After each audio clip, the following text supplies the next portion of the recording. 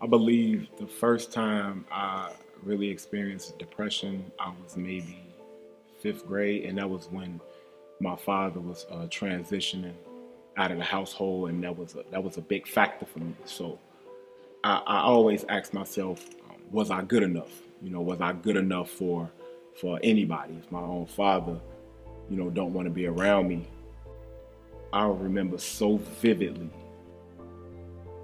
I was involved with this girl, and everything was like going downhill in my life, and I was so depressed. I picked up alcohol, and I was really an alcoholic. Like, I wasn't even going to class. I was a full-blown alcoholic, and it was just I was in a situation where I felt like I had no outlet.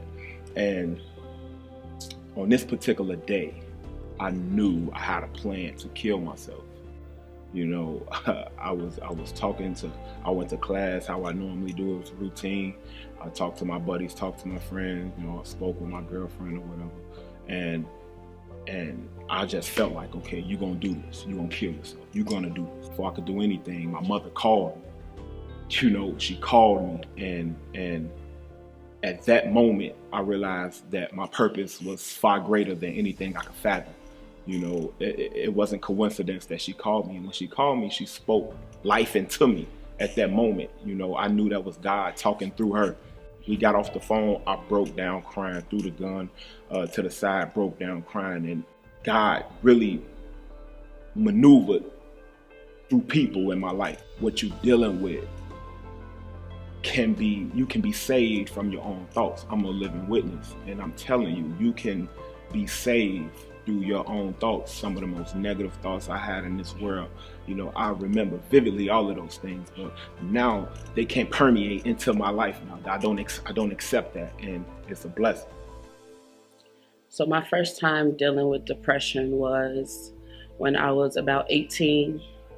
I had lost my grandmother, who was a very important person in my life. Fast forward, went to college, thought I was having a great experience, and I needed something to medicate me. And so I self-medicated. Eventually, I went to the doctor, and the doctor gave me medication. I decided not to take it.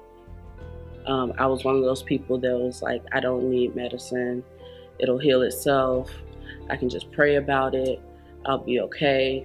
I remember one day I called one of the church members, bawling in tears, and I was ready to kill myself.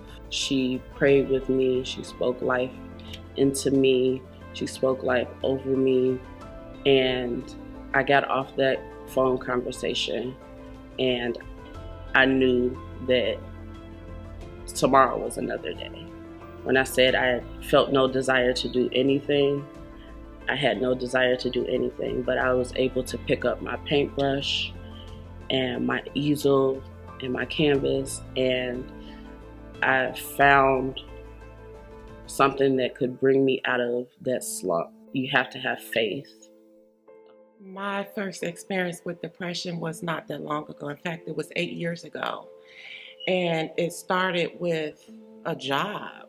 It was the best job I had and the worst job of my life. Not knowing what was going on with me, finally going to the doctor to tell the doctor, and they told me I had depression. I told them, no, I do not.